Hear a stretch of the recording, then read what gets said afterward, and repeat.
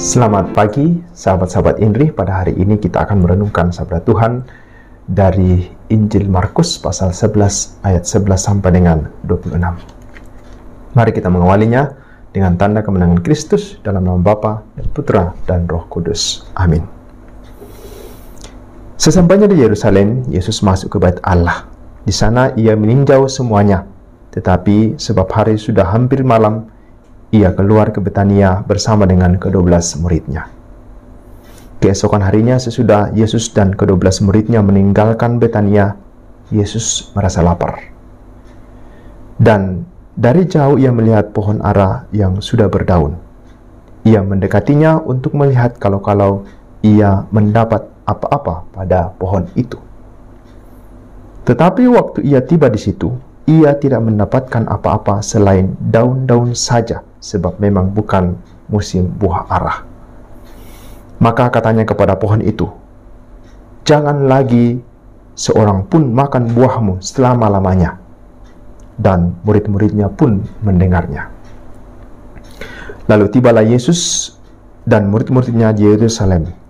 Sesudah masuk ke dalam Bait Allah, mulailah ia mengusir orang-orang yang berjual beli di halaman Bait Allah.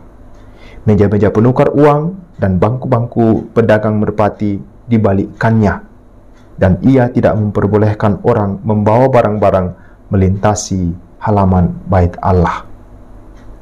Lalu ia mengajar mereka, katanya, "Bukankah ada tertulis, rumahku akan disebut rumah sembahyang bagi segala bangsa? Tetapi kamu ini telah menjadikannya sarang penyamun." Imam-imam kepala dan ahli-ahli Taurat mendengar tentang peristiwa itu, dan mereka berusaha untuk membinasakan dia, sebab mereka takut akan dia. Melihat seluruh orang banyak takjub dan akan pengajarannya. Menjelang malam, mereka keluar lagi dari kota. Pagi-pagi ketika Yesus dan murid-muridnya lewat, mereka melihat pohon ara tadi sudah kering sampai ke akar-akarnya. Maka teringatlah Petrus akan apa yang telah terjadi. Lalu ia berkata kepada Yesus, "Rabi, lihatlah, pohon ara yang kau kutuk itu sudah kering." Yesus menjawab mereka, "Percayalah kepada Allah.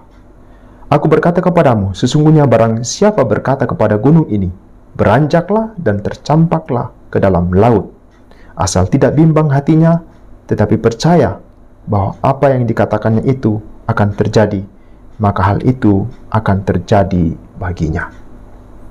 Karena itu aku berkata kepadamu, apa saja yang kamu minta dan doakan, percayalah bahwa kamu telah menerimanya, maka hal itu akan diberikan kepadamu. Dan jika kamu berdiri untuk berdoa, ampunilah dahulu sekiranya ada barang sesuatu dalam hatimu terhadap seseorang, supaya juga Bapamu yang di surga mengampuni kesalahan-kesalahanmu. Tetapi jika kamu tidak mengampuni, maka Bapamu yang di surga juga tidak akan mengampuni kesalahan-kesalahanmu." Demikianlah Injil Tuhan. Terpujilah Kristus.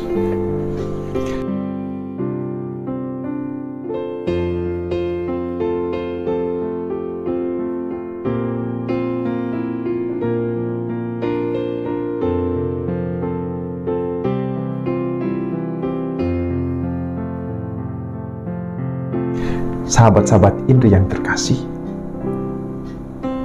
tidak semua yang terjadi di dalam dunia ini sesuai dengan yang kita harapkan.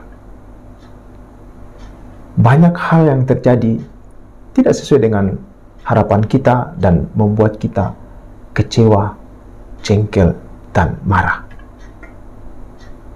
Tetapi ada satu hal yang perlu kita yakini, bahwa dari semua pengalaman yang itu, ya, terutama yang tidak mengenakan, selalu ada saja hal positif yang dapat kita timba, yang dapat kita pelajari, yang berguna bagi diri kita dan juga mungkin bagi orang-orang yang ada di sekitar kita. Saya merenungkan hal ini setelah saya membaca bacaan Injil hari ini. Tentu saja masih banyak hal yang dapat kita pelajari dari bacaan Injil ini, tapi saya menemukan 1-2 poin yang kiranya berguna bagi kita. Pengalaman yang tidak mengenakan dialami oleh Yesus dalam kisah yang diceritakan oleh Injil hari ini. Ketika ia mengharapkan buah dari pohon ara, tetapi ternyata apa yang diharapkan itu tidak terjadi. Maka peristiwa itu membuat Yesus jengkel dan marah, dan akhirnya ia mengutuk pohon ara itu. Dan memang apa yang diminta oleh Yesus sungguh-sungguh terjadi. Pohon ara yang tidak berbuah itu menjadi kering sampai ke akar-akarnya. Sehingga keesokan harinya ketika Yesus lewat di situ bersama dengan murid-muridnya, Petrus mewakili ke-12 murid itu berkata kepada Yesus, "Rabi, lihatlah, pohon ara itu sudah kering sampai ke akar-akarnya." Nah, dari pertanyaan Petrus itu, Yesus mulai mengajar mereka 2 hal. Yang pertama tentang keyakinan. Yesus mengatakan, percayalah kepada Allah. Kalau kamu berdoa, meminta sesuatu kepada Allah dengan penuh keyakinan, maka kamu akan menerimanya. Bahkan gunung pun dapat kamu pindahkan kalau kamu meminta dengan yakin. Artinya, dalam berdoa, keyakinan, kepercayaan yang sungguh, tulus, dan jujur kepada Allah itu perlu dan dibutuhkan. Pertanyaan bagi kita untuk direnungkan adalah, apakah ketika kita berdoa, kita sungguh-sungguh yakin akan apa yang kita doakan? Nah, itu yang pertama. Lalu yang kedua, Yesus juga mengajar murid-muridnya tentang pengampunan, bahwa tidak hanya yakin ketika kita meminta kepada Tuhan, yang juga harus diingat adalah sebelum kita meminta kepada Tuhan, kita juga harus belajar memberi kepada sesama kita. Terutama memberi pengampunan. Kalau masih ada dendam, kalau masih ada kesalahan sesama kita yang tersimpan dalam hati kita, maka lepaskanlah semuanya itu. Ampunilah sesama manusia. Sebelum kamu datang meminta kepada Bapa pengampunan, berilah kasih karunia kepada sesama manusia sebelum kamu minta kepada Bapa kasih karunia-Nya. Yesus di tempat lain mengatakan, ukuran yang kamu pakai untuk mengukur akan diukurkan juga kepadamu. Kalau kita tidak bisa memberi, lalu kita meminta supaya diberi oleh Bapa, maka agaknya sulit. Kalau kamu bisa mengampuni sesama manusia, maka Bapa juga akan mengampuni.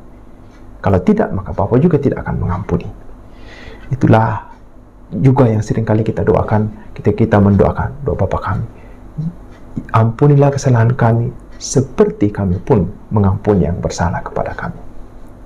Sahabat-sahabat indah yang terkasih, kiranya 2 hal ini itu juga berguna menjadi inspirasi bagi kita dari bacaan Injil hari ini.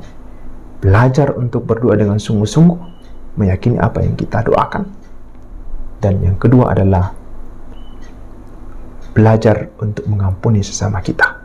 Belajar untuk memberi sebelum kita meminta sesuatu kepada Bapa. Semoga 2 hal ini juga menjadi inspirasi bagi kita dalam perjalanan hidup kita, supaya kita dapat semakin beriman kepada Allah dan bertindak seturut dengan kehendak-Nya. Semoga demikian. Amin. Dan semoga saudara-saudari sekalian senantiasa dibimbing dan diberkati oleh Allah yang Maha Kuasa, Bapa dan Putra dan Roh Kudus. Amin.